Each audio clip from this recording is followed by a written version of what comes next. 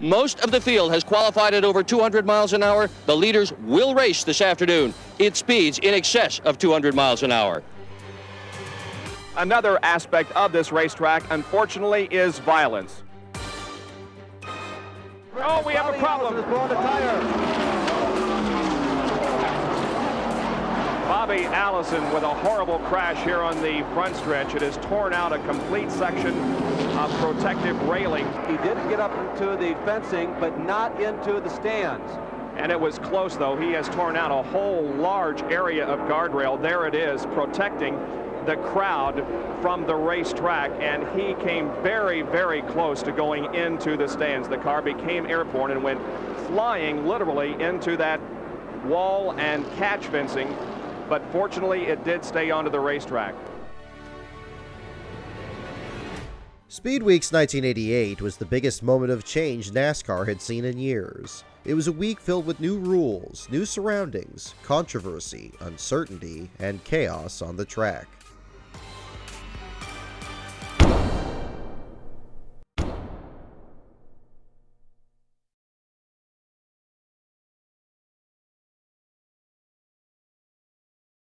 The biggest change entering the 1988 season was the reintroduction of restrictor plates.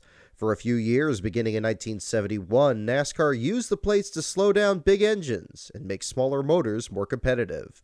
The plates were back in '88 to slow the cars on super speedways. With speeds climbing north of 210 miles per hour, the death of innocent spectators was becoming more likely. A problem that we've had with our cars recently is they get airborne. They're going so fast that they try to fly. Stock cars so fast that they threaten to fly into the grandstands and kill people. The speeds have to be limited. That was an awakening, so to speak, when everybody said we got to slow these cars down, particularly at Daytona and Talladega before one of them leaves and goes in the grandstand. No kidding. Well, so 200 mile an hour is too fast. After Bobby Allison's scary crash at Talladega last year, insurance companies warned NASCAR, get these unguided missiles under control or lose your insurance coverage. That was a sobering threat, and it was obvious as testing opened for next month's Daytona 500 that NASCAR took it very seriously. The 1988 model cars are capable of running well over 200 miles an hour, and that's too fast, say the insurance companies. So, NASCAR is cutting speeds by requiring carburetor restrictor plates. The first plates NASCAR tried didn't slow the cars enough, only to the mid-190s. So an even more severe restrictor was issued. Now, speeds are in the high 180s. That's okay. But officials also realize that at least some of the drivers are now sandbagging, deliberately posting slower test speeds to keep away from even tougher restrictors. I understand what they're trying to do. At Daytona and Talladega, we cannot send cars flying through the air. We cannot, period, end discussion. Despite the avowed intention to make racing safer by slowing down cars on its super tracks, NASCAR's mandate of carburetor plates could intensify the competition to an unbelievable extent. On track, several manufacturers changed models to improve aerodynamics. In 1988 Winston Cup NASCAR racing, you're going to see some body changes in different forms. Buick, Oldsmobile, and Pontiac will have complete different bodies. What you're seeing right here is a new Buick Regal.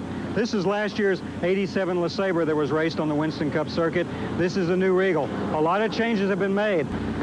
Aerodynamics continues with a smaller roof that leads back to a back window that should bring the air to the spoiler a lot better, especially around the corner right here. It's nice and smooth and makes the air follow it right to the back of the spoiler compared to the LeSabre, which didn't have this nice curvature. All in all, it's a nice looking race car. It ought to go very fast. NASCAR had a new tire as well. The tiny Hoosier Tire Company with 16 employees challenged Goodyear's monopoly by entering the sport. While the tire war was a big part of 1988, both brands performed equally in the Daytona 500. To go with the new rules, new cars, and new tires, there were a handful of team changes as well. Mark Martin returned to full-time Cup racing, with Roush Racing expanding from road racing into NASCAR. Ricky Rudd moved to Kenny Bernstein's team, and Bud Moore now had Brett Bodine in his car. Dale Earnhardt was now driving a black Goodwrench car instead of his familiar Wrangler colors. And Neil Bonnett was back on track after a broken pelvis and shattered leg ended his season in 1987. NASCAR was also looking good going into 1988, as nearly 70 cars would vie for 42 positions in the field for the Daytona 500. Not only was NASCAR becoming a more popular form of racing for car owners, but for marketing and promotional executives as well. Reportedly, over 30 cars adorned big-name products on the side of their race cars as sponsors. Some teams obtaining as much as $2 million to complete the full schedule of Winston Cup events. Ken Schrader moved to Hendrick Motorsports, replacing an ailing Tim Richmond who resigned at the end of 1987. Although unemployed, Richmond would be a major storyline throughout Speedweeks. While Tim won 9 times between 86 and 87, he disappeared for months at a time. While he claimed it was pneumonia, rumors said he had a drug problem. Has there ever been a time when the drivers felt that another competitor had a problem and shouldn't be allowed to compete in that event? Yes, there have. This past year, a couple of times. No, there was no drug problem at all. Although I guess it would have been appropriate to say, I guess the status symbol used to be tennis courts and swimming pools, and now it turned into going to the Betty Ford Center. But no, there was no drug problem at all involved. We don't know what we don't know if we were alarmed about drugs or was it something else. It's hard to say. We didn't have, we weren't testing, so we didn't know. And it's a deal where you just kind of look at a guy and say, I think he's taking drugs. That's a tough one to call, The other rumors, obviously, in today's culture was that you had some sort of terminal condition, be it cancer or be it infectious disease that was incurable, that you would not come back. No, I mean, they had cancer, they had AIDS, I had everything there was to have. While Richmond secretly battled AIDS, NASCAR was concerned by rumors surrounding him. In response, they created a drug testing policy for 1988. Richmond was thrilled about the testing, as it would prove he wasn't a drug user. Tim, do you have a drug problem? I'm sorry, but that question has been asked more than once here, more than once by everybody, and I am not answering that question. I am going to let the drug test in Daytona answer it, and NASCAR can answer it for y'all. And if they don't answer it the right way, then I'll have my little bottle, and there will be another answer there. Because I know whether it's dirty or whether it's clean, and it is clean.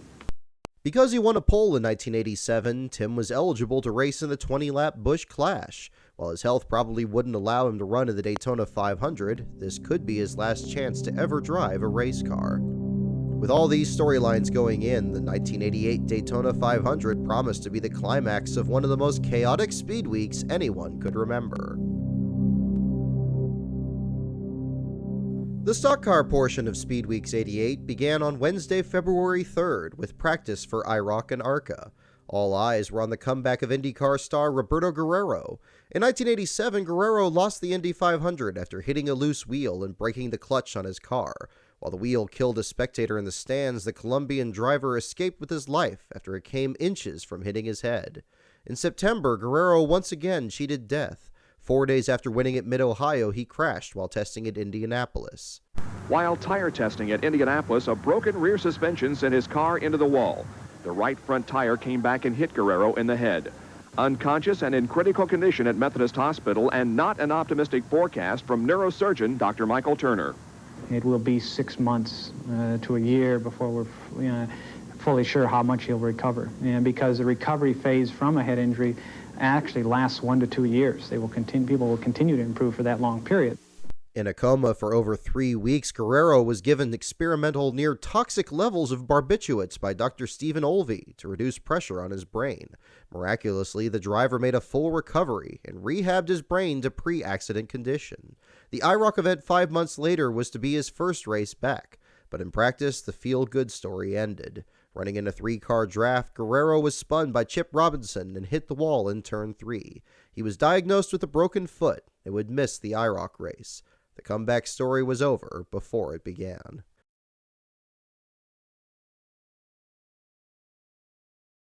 Drawing for starting spots in the Busch Clash was held on Thursday, with Jeff Bodine claiming the pole. Tim Richmond was negotiating to drive Ken Reagan's car in the event and expected to have a deal done by Saturday. On Thursday afternoon, Richmond took his drug test, and the sample was flown overnight to NASCAR's official drug tester, Dr. Forrest Tennant, in California. Tennant was also the tester for the NFL. Practice began on Friday, with NASCAR inspectors tearing apart illegal cars. This week, busy crews were doing corrective surgery on Pontiac deck lids that measured an inch too long. And it wasn't an isolated case. Virtually every Pontiac in the field was chopped up. Neil Bonnett says it's monkey see, monkey do. Just like I've always raced, and everybody that comes to Daytona races, when they give you a set of rules, you try to go to the limit on the rules. And well, the cars were a little bit longer than what NASCAR had wanted, and there were some cars down here like that, so we had to have a car like that ourselves. Jeff Bodine was fastest in practice and was the favorite to win the pole position. Bobby Allison also had an illegal car. Bobby, what's the story? Well, I don't know. I think it swelled up on the truck a little on the way down here. We weren't going to buy that. We pressed for an answer, but Bobby kept his tongue firmly in his cheek. Well, you can't tell. You know, you put them on diets and you give them special things to eat to make them go fast, and sometimes it displaces itself in the wrong places. On Saturday morning, Tim Richmond was ordered to the NASCAR hauler, where he was informed he failed the drug test, told he had tested positive for amphetamines and opiates. He was suspended indefinitely. Richmond gave a second sample that would be tested again. In Daytona 500, qualifying speeds were nearly 20 miles an hour slower than they had in 1987, and it was Ken Schrader posting the fastest speed. From the Daytona International Speedway, CBS Sports is pleased to bring you live the 1988 Busch Clash. Pace car is in. Field is ready to go. Coming down for a start on the break. Earnhardt jumps it. He's away. Wallace comes with him. Now Bodine. Jeff Bodine on the bottom side going for the lead. Midway down the back straightaway first time. And here comes the Richard Childress, that big black machine on the outside.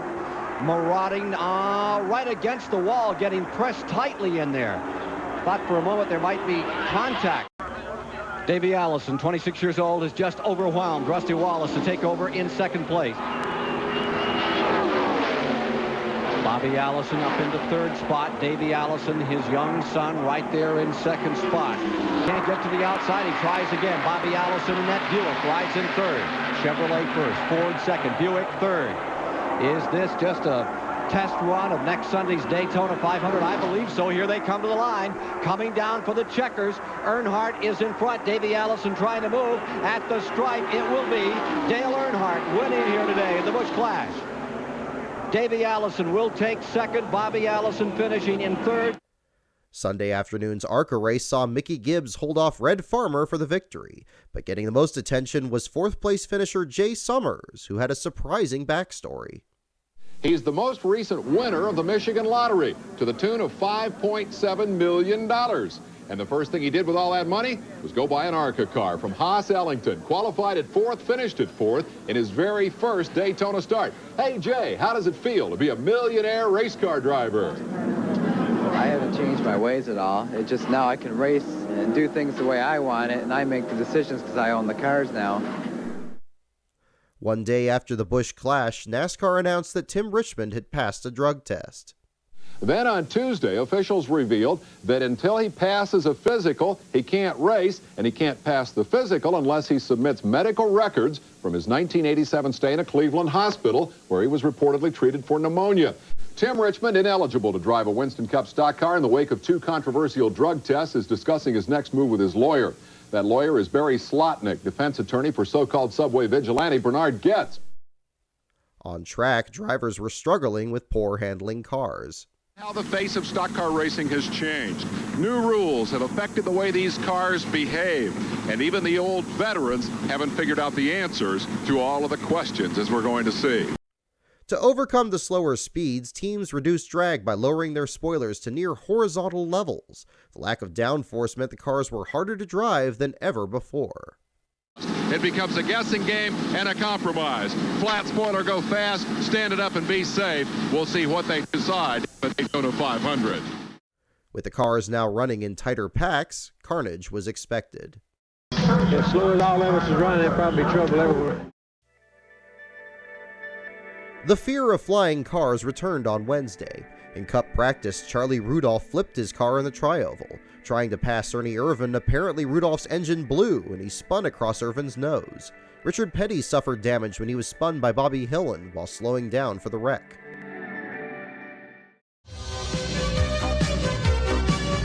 Under a grim Florida sky, Thursday was a day of reckoning for drivers aiming for a Daytona 500 victory tomorrow. 69 cars entered Thursday's Twin 125s, seeking 42 starting positions in the Daytona 500.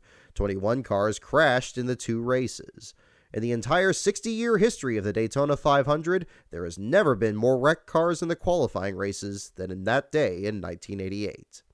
On lap 6 of the first Twin 125, Bobby Waywick suffered 2 crushed vertebrae and eye injuries when his engine lost fluid and he hit the wall in turn 3. The crash ended his career. Late in the race, Richard Petty's week got even worse. The back end gets a little loose on Petty's number 43 Pontiac. He loses it, he tries to correct it, and then spins all the way around. Petty can still consider himself lucky. Look what happened to New Jersey's Jimmy Horton taking the outside wall, and easily he could have been collected by one of those 190-mile-per-hour missiles, including his own son that was traveling off turn number 2. Watch what happened to Ernie Irvan here later in the race. That's Phil Barkdahl behind him. They touched, and Ernie Irvan went for one of the wildest rides in his first 125 milers. There's Brad Teague spinning, and the red and white car there, that's Mark Stahl from California, punting a man in front of him. Australia's Tony Spano spins and lands right in the center of the track. A lot of action. Sometime during the first race, someone stole J.D. McDuffie's driving gloves. He entered the second race without any. Now, the second 125 qualifier offered further proof that the mysterious world of aerodynamics and race cars is often just that, a mystery. The Thursday's second 125 qualifier might be shock. At the green flag, two-time 500 winner Bill Elliott pulled out of line with a broken transmission. The defending champion will start 31st in today's big race. On lap 3, there was shock of a different kind. J.D. McDuffie's Pontiac exploded in flames after a three-way tangle with Del McCoward and Ralph Jones. Everyone held their breath as McDuffie came to a stop on the infield and struggled to escape his charred race car. He was taken to the hospital with moderate burns on his hands and face. Now here's a slow-motion look at the aerodynamic effects of side-by-side racing. Cale Yarborough gets into the rough air under Darrell Waltrip, and the rear wheels break loose. Now watch the windshield as the force of the air literally sucks it from the car. The right side tires explode almost simultaneously, and Cale is into the wall. But the action is all behind him as 12 cars got caught up in a chain reaction crash that left the infield looking like a chop shop. The revelation of the race was Waltrip. Still looking for that first 500 win, Darrell showed he could run anywhere on the racetrack. On the last lap, he proved it by holding off first Davey Allison and then Dale Earnhardt. He looked like the Darrell Waltrip of old. Man, I'm so excited, I don't know what to do. It's almost like winning the 500, but not quite. After the Twin 125s, NASCAR revealed that Tim Richmond's initial failed drug test showed high levels of Advil and Sudafed, drugs that sometimes cause false positives for amphetamines and opiates. Richmond still refused to turn over his medical records. In the Dash Series race for compact cars on Friday morning, a pair of female drivers made NASCAR history as they finished second and third. In Friday's race, defending champ Larry Caudle found himself in a 10-lap door-banging battle of the checkered flag with his ex-teammate, 22-year-old Karen Schultz. Now, Schultz was driving Caudle's '87 title-winning car. Those two don't like each other. They got into the door-to-door action, though Caudle managed to hold Schultz at bay for the second year in a row. A 2-3 female finish by Schultz and former truck racer Shauna Robinson was a NASCAR first. The IROC race that afternoon was calm. Chip Robinson's wall scrape was the only incident of the event. Bill Elliott was untouchable, leading every lap on his way to victory.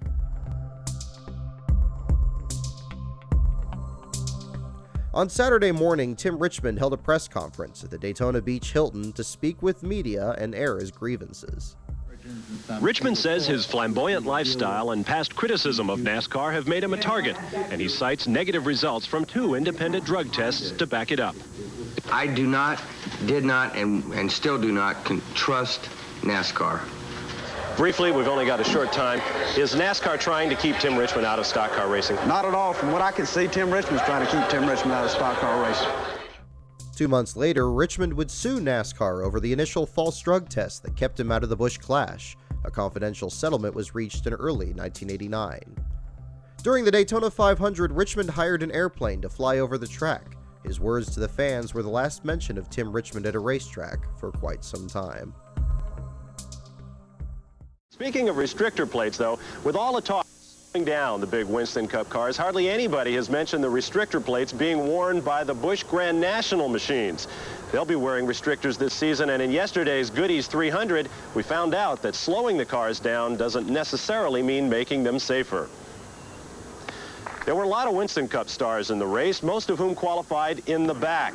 Surprise pole sitter Mike Swaim led early as the Winston Cup guys tried to come through the traffic. Kenny Schrader was punted into the wall after working from deep in the field to take the lead, and as he rode it out, Neil Bonnett was tapped while trying to avoid the mess and then really got T-boned by Dale Shaw. I know you're wondering about Bonnett's leg. He was okay. Now watch Jeff Bodine in yellow and Darrell Waltrip right behind him doing a little 180-mile-an-hour minuet in heavy traffic, and traffic was really the story of this one. 24 cars, more than half the field, were involved in spins and wrecks. This 10-car pileup in turn 4 took a big bite out of the entry list, and 7 more were banged up when this freight train derailed. But this time, a hood flew into the crowd and hit 7 spectators. None of them were seriously injured. In fact, one cut-up fan said, quote, "It was worth it to see Bobby Allison win." And win Bobby Allison did. He charged past Jeff Bodine and then dove under Darrell Waltrip with a lap to go, and in the rush to the checkers, nobody could retaliate. The new rules, the spoilers are being lowered, the veterans kind of race, right? Well, I'm not really sure about that. Today, I think the biggest thing is you had to be patient, and that paid off for us today. After a week of controversy and speculation, race morning was a welcome sight. Car parity, yep, I think we've got it, but driver parity, that's the big issue. Yes, Ken, the driver is very definitely back in the picture once again. And I think that was evidence when Bobby Allison won the 125-mile qualifying race, as well as the 300-mile race on Saturday. His experience paid off. Drafting is very definitely back in play, and those that know how to do it, they have raced at the slower speeds like they're running today, and those are the drivers who are going to prevail. You might say that we've taken the sport back some 4 or 5 years, and those that ran in that era are going to do well. Early in the restrictor discussion, you said slower cars drafting together was more dangerous than fast cars. Given what happened in the 125 races, you still feel that way? Well, I feel that way. My car got airborne in one of the races, and Keel's car got airborne. It's just a situation that looking at this race and looking at the race we had last year and the year before, then we went the wrong way with the carburetor rules, even though they slowed them down to 15 or 20 mile line. Well, there's been a late development. Davey Allison, the front row starter, in the last few minutes of practice yesterday after the Goodies 300, hit the wall and damaged the right side of his Ford Thunderbird. They worked on the car all night to make it right, but they'll not know how it handles until the green flag drops. Now, Beth Tushak picks the Alabama gang. Davey Allison, Ed Hinton picks his father, Bobby Allison, and I'm afraid, Beth, I got to agree with Ed Hinton. Bobby Allison's going to win the Daytona 500 today. Many people are picking Bobby Allison to win his 3rd 500 here. Well, it's a true fact that this may be the car that will go to victory lane today. It is Bobby Allison's car. Several things that we've talked about in the last hour: restrictors, aerodynamics, big sponsors, age and experience, youth and enthusiasm have all come together this week. I think this could be the best 500 in history, and I think Dale Earnhardt will win it.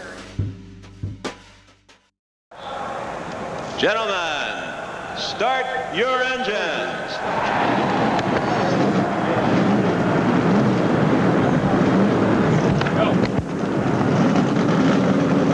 42 competitors, 42 cars, straining now, coming down at about 55, 60 miles an hour, and the green is unfurled. We're underway. A nice start. Right there in turn 2 is where Allison touched the wall yesterday. But here comes Allison's first high-speed corner. With his carburetor plates, the cars really don't get up to speed till about 3/4 of a lap have gone by. Allison to the inside. Bobby Allison scooting down low on the racetrack.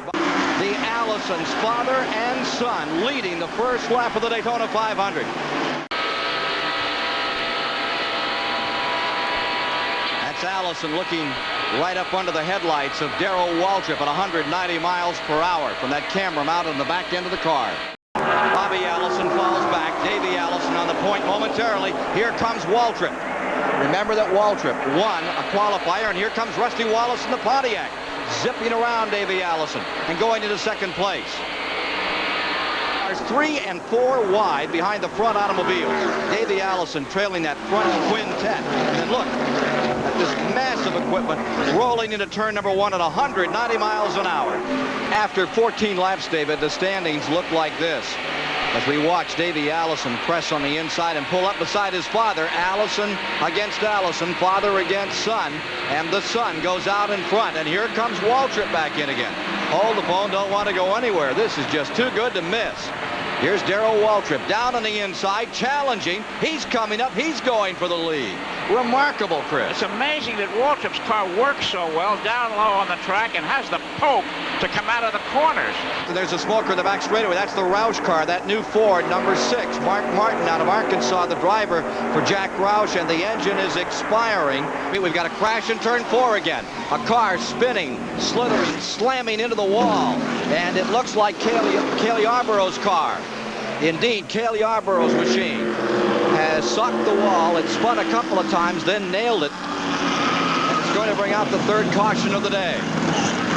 Davey Allison back at about 20th position, trying to make a move on the outside, and Barkdahl goes down to the bottom. Look at this. As Kyle Petty is overwhelmed inside and outside, Davey scoots up by. Boy, that's tight running. Look at how calm Rusty Wallace looks. You know, it's a Sunday drive, which is what it is, but it's the Daytona 500, and he's sawing away at the wheel. Finding himself now another position. Chris, you were talking about Dale Earnhardt a moment ago. We haven't seen much of him. Well, maybe he can't wait any longer. Maybe he's getting itchy, because here he is now trying to move up into the third position. Tremendous battle continuing for third now. Here's Earnhardt trying to make the move. Rusty Wallace coming with him. Bad trouble, bad trouble. Okay, a terrible crash. Richard Petty's car has turned over 7 or 8 times coming off turn 4 and was just struck by another car. It's one of the most violent accidents we've ever seen at the Daytona International Speedway here as leader Darrell Waltrip squeezes through. Petty's car nosed into the wall and then went sideways and barreled end over end and then side over side time after time. A terrible accident involving the man who has won this race 7 times over the years. Alan Kulwicki in car number 7 was involved. His car is limping towards the pits, and there is the damaged number 43 STP Pontiac of Richard Petty out there on the track. And we trust that Petty is okay in the car. Pierschwald's pushing in there. Yeah. Or Barkdahl. That's Barkdahl's car going backwards there to car number 73. And Petty's car remains up against the wall, and you can see both tires fly off the car, and the other cars coming in now hitting the... That's what worries me, is that second crash. So even though, as you pointed out a few moments ago, Chris, they reduced the speed, that does not make them that much safer. Now, the car was way up in the air as well. It's surprising that it climbed that high in the air. When they was putting him in the ambulance, I got there and rode in with him, and he might have a broke ankle or sprained real bad. There was no compound fracture, nothing the doctor said. And they got a neck brace on him, but he's raised up and looked around with it, so I don't think his neck's hurt, and he's got just a little bitty scratch right there. Nothing, doesn't take a stitch or nothing. And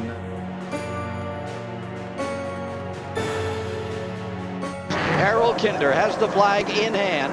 Running 13th, Buddy Baker. 14th, Terry Labonte.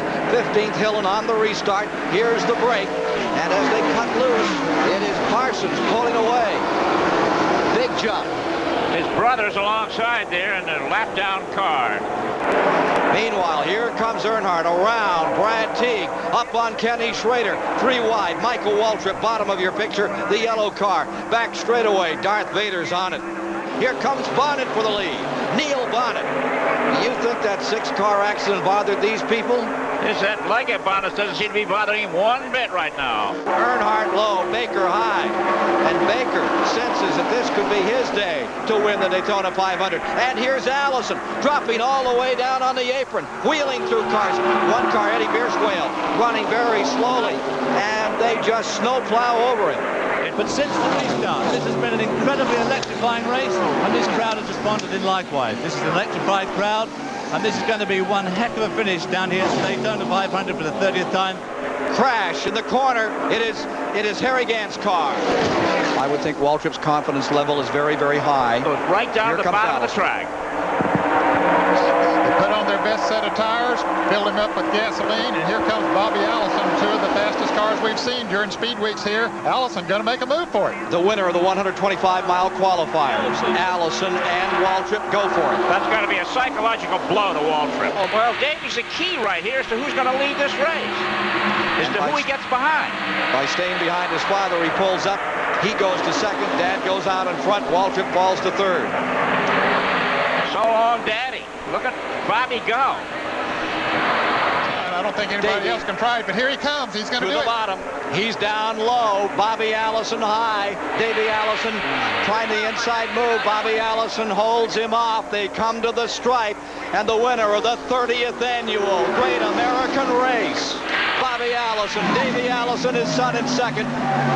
Judy Allison ecstatic. What a tremendous family performance. Today, the 1988 Daytona 500 is thought of as one of NASCAR's greatest moments, with a father and son racing for the win.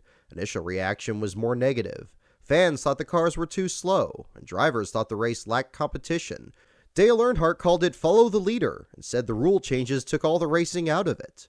Allison led the final 18 laps, and the finish was a single-file procession.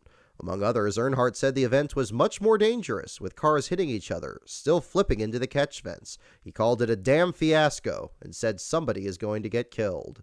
The restrictor ate it all up. It made everybody the same speed, and that made it probably more dangerous than when we were running 210. They took an approach that they thought would work, and as far as I'm concerned, it didn't work. Well, I really felt that a small engine with a small carburetor would be very much more in tune with today's automotive world. Despite the different opinions, restrictor plates were the best way of slowing cars down at the time at super speedways.